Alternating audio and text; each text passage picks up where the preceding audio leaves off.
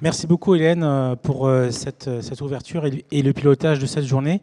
Alors effectivement, on est dans un contexte que vous connaissez, puisque la semaine dernière, Météo France a annoncé la trajectoire de la France autour de 4 degrés. Donc 4 degrés, c'est quoi comme impact? Des températures à plus de 50 degrés, moins d'un mètre, enfin plus d'un mètre sur le niveau de la mer, beaucoup d'impact sur les réseaux ferrés, les réseaux routiers et tout le littoral, plus 30% de précipitations et puis moins 40% en ressources d'eau. Donc on imagine ce que ça peut donner pour l'agriculture. Ça, c'était la première actu compliquée. La deuxième actu, c'est effectivement la sortie du troisième plan national d'adaptation au changement climatique, avec 3 focus. Tout d'abord, tout ce qui tourne autour effectivement de l'innovation et les solutions technologiques qui pourraient permettre de trouver des clés pour participer à la lutte contre le changement climatique, la coopération internationale et puis évidemment soutenir la recherche. Alors dans ce plan, il y a 52 mesures qui sont énoncées autour de 5 grands axes. Tout ce qui touche effectivement à sécuriser d'abord la population, dans le cadre des évolutions qui ont été présentées, comment préserver la santé, comment développer une vraie résilience économique, hein, que la France puisse quand même continuer à tourner, comment piloter effectivement et intégrer l'adaptation, et puis sensibiliser la population. Je crois qu'il y aura des annonces dans quelques jours du gouvernement sur ce point. Alors, rentrons maintenant dans le vif du sujet autour des 11 enjeux de mobilité. Alors, nos équipes analystes, que je remercie d'ailleurs pour leur contribution, ont structuré ce rapport autour de 3 grands axes. Le transport public, bien sûr. Le transport public, vous allez voir, il y a quand même beaucoup d'annonces ces derniers mois, ces dernières années, et là, on va rentrer dans le vif du sujet. Il y a toute la partie, effectivement, transport individuel, bien sûr, avec les différentes opportunités de mobilité. Et puis, je teaserai un petit peu le transport du futur, mais qui fera, pour ceux qui sont avec nous en fin de journée, l'objet d'une présentation avec notre expert transport de mobilité qui interviendra en fin de journée. Et puis, je partagerai quelques éléments qu'on a vus soit à Dubaï au GITEX, qui est le grand salon de l'innovation, soit au CES de Las Vegas, auquel on était en janvier sur les sujets de mobilité. Ça vous va? Très bien. Alors, pour démarrer, pour vous dire qu'effectivement, nos travaux tournent autour quand même d'une colonne vertébrale qui est aussi celle de la journée, qui est la connexion entre décarbonation, digitalisation et recherche d'efficacité dans les transports. C'est un peu le fil rouge qui a été mis en place autour de cette journée. Et puis, c'est plus globalement la vision du Multitude par rapport aux enjeux de mobilité. Alors, on démarre évidemment par le gros sujet, hein, le CERM, dont tout le monde parle, qui a fait quand même l'objet d'évolution, puisqu'on était au départ concentré uniquement sur les RER métropolitains. Et aujourd'hui, dans la vision qui a été développée, pour aller encore plus loin dans les territoires et dans le maillage territorial, il y a les bus et puis d'autres réflexions qui sont mises et intégrées. Alors, je vous encourage vraiment à suivre ce qui va se passer dans les prochaines semaines. Tout d'abord, il va y avoir donc sous la direction de ministre des Transports, Dominique Bussereau, la conférence Ambition France Transport, hein, qui aura lieu en mai, avec 2 grandes étapes, bien sûr. D'abord, comment on finance tout ça, comment on finance l'autorité organisatrice, parce que quand on voit déjà que sur certaines régions, il y a des enjeux de financement et effectivement de déséquilibre dans le financement, eh ben, il faut vraiment bien structurer les choses. Et la deuxième étape, c'est la refonte justement du système de financement avec les infrastructures de transport, bien sûr, et l'avenir, bien sûr, dont tout le monde parle, des concessions autoroutières. Voilà, donc il y a peut-être un peu de budget à aller chercher à droite à gauche. Donc ça va faire l'objet des prochains rendez-vous. Alors, effectivement, le deuxième enjeu que nous, on suit pas mal, on vient de l'évoquer, c'est les sujets de financement, dont les 4,7 milliards d'euros qui sont en gros liés au versement mobilité collecté en 2012, et dont, en fait, pas 100% en fait, est reversé directement dans le transport. Donc, il y a un enjeu là-dessus. Et le deuxième sujet, c'est la fraude. Et donc, la fraude, c'est 700 millions. Et donc, aujourd'hui, comment l'IA, l'intelligence artificielle, la technologie ou l'évolution des comportements aussi pourrait aider à faire baisser la fraude, qui a un impact, évidemment, sur le financement des transports. La troisième grande tendance, et ça on l'a vu pendant les Jeux Olympiques, c'est tout ce qui est lié à l'accessibilité, à l'expérience des usagers. Il y a beaucoup d'efforts qui ont été faits à ce moment-là. Il faut savoir que voilà, 8,4% des gens en mobilité se déclarent avoir un handicap. Donc par rapport aux millions de passagers quotidiens, ça fait énormément de monde. Et en fait, ce qui était très intéressant, et on a eu beaucoup de crises en France suite au JO, donc on a un peu moins parlé de l'héritage, ce qui était quand même un programme qui était prévu derrière. Mais en fait, on a quand même un héritage en termes de mobilité sur tout ce qui va être l'accompagnement des personnes en situation de handicap, alerte sonore, voilà, annonces visuelles. Enfin, il y a beaucoup de choses qui ont été mises en place et qui font maintenant partie de l'héritage. Et aussi, on a appris beaucoup aussi dans la manière d'aider effectivement les personnes, les PMR. Alors, ça, c'est un des très gros sujets. D'ailleurs, aujourd'hui, on a une inauguration qui est en cours par Transdev entre la nouvelle ligne de train entre Nice et Marseille. Et effectivement, nous, en tant qu'analystes, on suit ça de très près. L'ambition, ça reste améliorer la qualité de service pour le confort des passagers, bien sûr. C'est aussi améliorer la fréquence et la ponctualité et la gestion optimisée des coûts. Donc tout ça est très difficile. La SNCF est dans un quasi-monopole, mais a cette difficulté elle-même à le faire. Donc on imagine bien que les nouveaux entrants, ça ne va pas être facile non plus pour eux. Voilà. L'idée, c'est que si on se positionne côté usager, ça serait intéressant d'avoir une offre diversifiée et puis faire jouer la concurrence et l'expérience.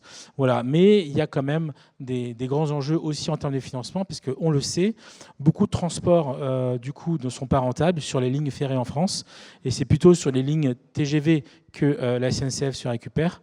Et donc du coup, c'est vrai qu'avec l'arrivée de nouveaux entrants sur ces lignes-là, ça sera assez intéressant à suivre de voir comment tout ça va s'orchestrer. Alors, on va passer directement maintenant à la digitalisation des services.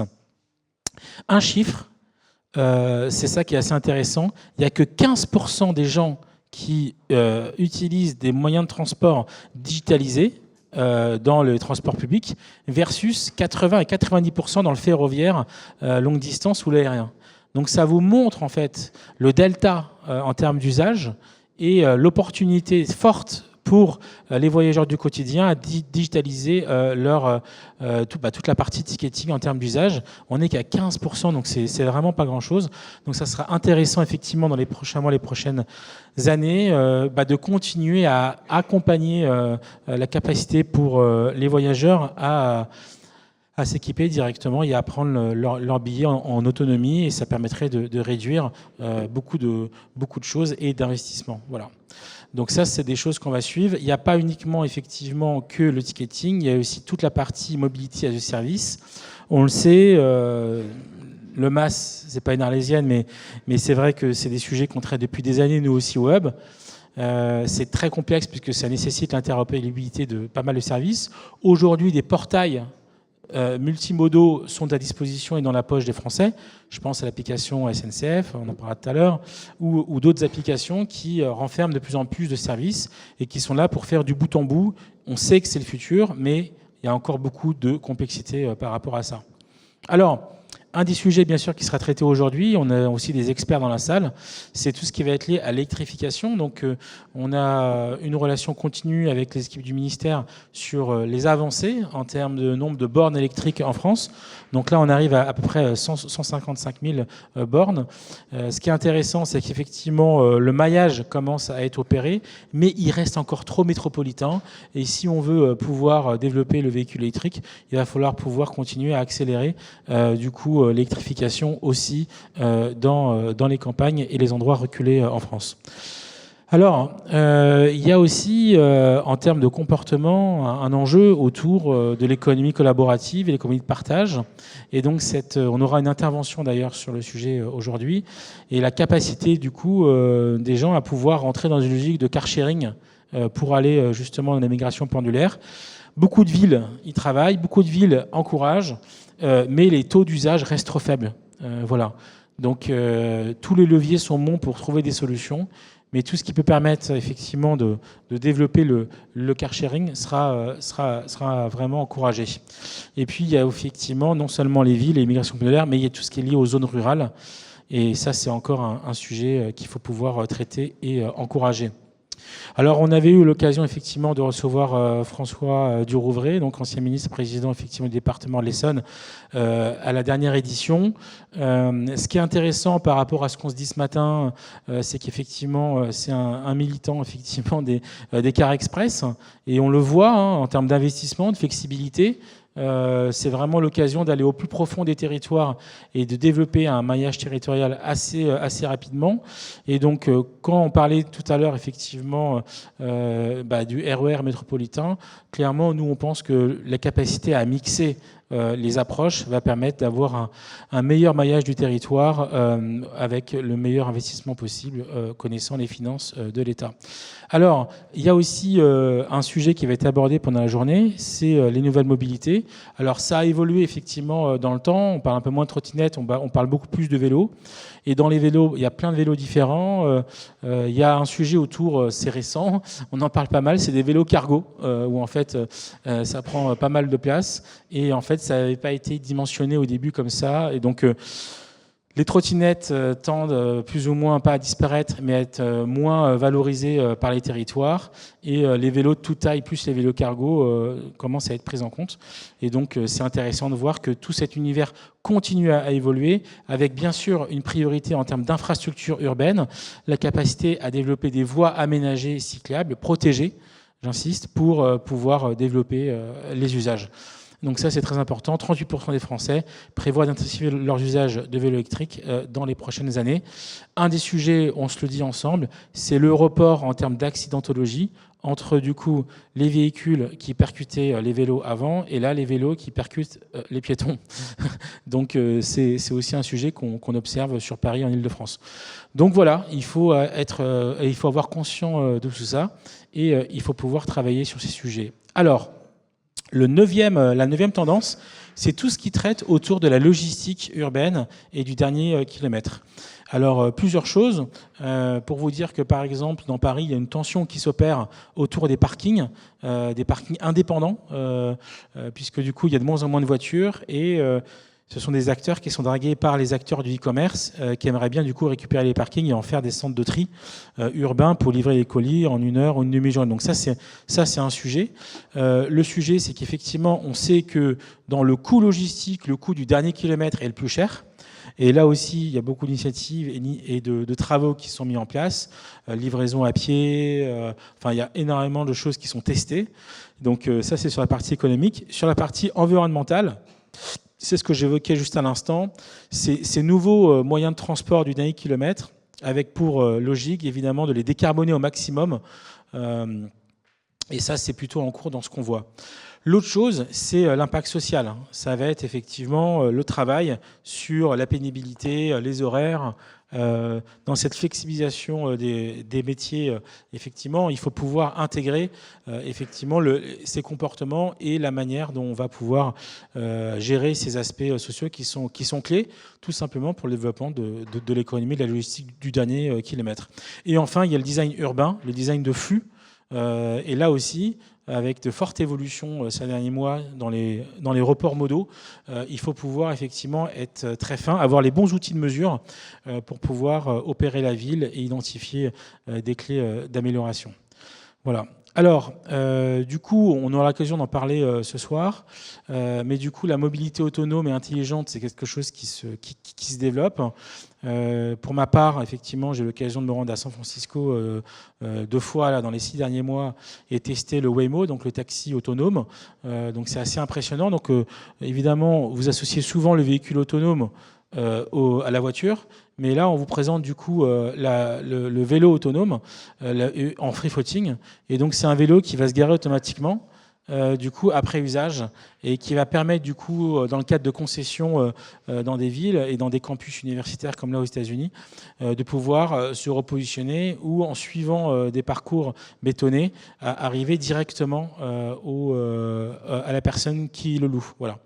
Donc on le voit, ça fonctionne. Et donc il y a 2 choses, soit vous arrivez à gérer effectivement un comportement urbain pertinent, soit effectivement vous mettez ça en place, mais c'est assez intéressant. D'ailleurs à San Francisco aujourd'hui, puisque sur les trottinettes ils ont continué, là où Paris s'est arrêté, et ben pour déloquer une trottinette, il y a un cadenas qui est maintenant fixé dans la trottinette, et du coup, la trottinette ne se débloque en fin de course que si le cadenas a été mis dans une zone réservée. Donc il y a toujours des apprentissages, et il y a toujours des choses qui permettent de faire avancer dans la capacité, effectivement, à mieux gérer les sujets et les flux de micro-mobilité. La dernière tendance, alors évidemment, vu d'ici, ça peut faire sourire, mais c'est des choses concrètes et réelles qui se développent et de manière en série. C'est la mobilité urbaine volante. Donc vous vous rappelez, pendant les Jeux Olympiques, malheureusement, ça n'a pas pu se faire correctement, mais le vélocoptère, du coup, avec l'investissement de Mercedes et le soutien d'ADP, avait cette volonté effectivement de transporter des athlètes entre Roissy et Pontoise. Bon, finalement, ça n'a pas eu lieu, mais ils ont fait des tests quand même, du coup, au château de Versailles. Et du coup, en Chine, vous avez déjà un grand nombre de constructeurs qui se sont développés sur ce segment, avec là aussi un régulateur qui aide, puisque des tronçons aériens ont été mis à disposition de ce type de véhicules. Et donc, ça va être intéressant à suivre dans les prochaines années. Nous, ce sont des véhicules qu'on voit, qu'on a l'habitude de voir, effectivement, soit au CES à Las Vegas, soit au GITEX. Et pour ceux qui étaient au Mondial de l'Auto en octobre dernier, sur le stand de XPeng, donc c'est XPeng, il est en deuxième là, et ben vous aviez justement un véhicule en démonstration. Donc là, vous avez différents constructeurs. Voilà, DTA. Nous, celui qu'on suit de plus, le hyper sérieux, c'est XPeng, c'est le numéro 2. Voilà, les autres, c'est plutôt encore des protos, mais il y a vraiment cette logique de commande et de Uber volant. Il y a eu des tests qui avaient été mis en place aussi, enfin en tout cas des prototypes qui avaient été présentés par Uber en partenariat avec Hyundai pour toute la baie San Francisco Bay Area, avec des héliports, mais finalement, ils n'ont pas eu les financements, donc ça ne s'est jamais lancé. Ils les ont représentés à Dubaï, ça ne s'est pas lancé non plus. Et en Chine, je pense que vous allez le voir de manière très concrète dans les prochaines semaines. Ça, c'était exposé au GITEX, qui est le forum effectivement des innovations auxquelles on va, nous, en octobre, à Dubaï. Alors là, on passe rapidement. Bon, ça, c'était les véhicules effectivement un peu futuristes qu'utilise la police locale, en mode Star Trek. Voilà. Et puis, ils font la promo pour montrer que c'est un peu les véhicules du futur pour protéger la population et compagnie. Donc, on a mis la vidéo, c'était juste comme ça pour vous montrer. C'est pas notre sujet du jour, mais c'est intéressant de voir que l'innovation, elle est un peu partout aussi, et que vous avez des constructeurs spécialisés qui développent ce type de véhicule. Alors, un rapide coup d'œil au CES, il me reste 2 minutes. Le CES, chaque année en janvier, des innovations du monde entier. Alors nous, ce qu'on a retenu clairement, c'est le moteur électrique en forme de nuts qui est dans la roue. Donc ça, c'est révolutionnaire. Donc en termes de poids et d'usage, la capacité du coup de mettre un moteur électrique dans la roue et qui permet du coup de déplacer et le poids et beaucoup d'enjeux. Et c'est vrai que si ça se développe, ça serait vraiment une nouvelle manière de se mouvoir et de construire des véhicules. La deuxième tendance, c'est effectivement l'accélération des constructeurs asiatiques avec Zeekr, que nous on suit de près, qui est une filiale en fait de Geely, qui a déjà ouvert un peu dans tous les pays nordiques et qui va arriver en France dans les prochains mois. Vous avez Afela, qui est du coup la joint venture entre Sony, la PlayStation, et Honda. Donc on ne joue pas encore à la PlayStation dedans, mais c'est l'idée. Vous avez vu ces derniers jours comment BYD a explosé en bourse et en vente suite au déboire de Tesla. Donc j'ai eu l'occasion, moi, de visiter l'usine BYD à Shenzhen. C'est assez impressionnant. Vous arrivez dans la partie musée et vous avez les tables avec le premier truc qu'ils ont construit. Donc c'était une batterie de Nokia, grand comme ça. Et vous finissez l'usine et là, ils font les trains. Voilà. Et les bus impériaux londoniens. Donc après, vous voyez, quand nous, Européens, on voit constructeurs que voitures, eux, ils n'ont pas de limite dans tout ce qui va être mobilité, donc c'est très impressionnant. Voilà, TOG, les Turcs aussi. Voilà. Donc on passe un petit peu. Ce qu'on a vu aussi, effectivement, c'est toutes ces bandes de recharge. Alors j'attire quand même votre attention sur la troisième image. Donc ça, c'est les recharges par induction. Donc c'est des sujets qu'on mène pas mal avec les constructeurs et puis un certain nombre d'experts. Cette capacité, du coup, pour votre véhicule d'entreprise perso ou en car sharing ou en taxi autonome, comme le propose Tesla, du coup, en fin de journée ou au bureau, de venir sur le parking et automatiquement, la voiture se recharge par induction. induction, puisque la sonde est placée sous la voiture. Donc c'est assez intéressant, il y a plus de friction.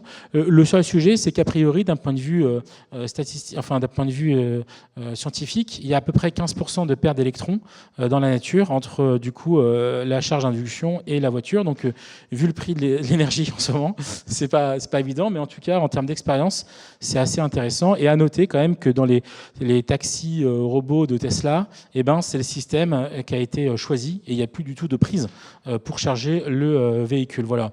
Je finirai effectivement sur les différentes expériences qu'on a pu voir aussi là-bas. Je pense à la visite tête haute et puis ces véhicules maintenant qui intègrent pas mal d'innovations à l'heure de l'IA. Voilà.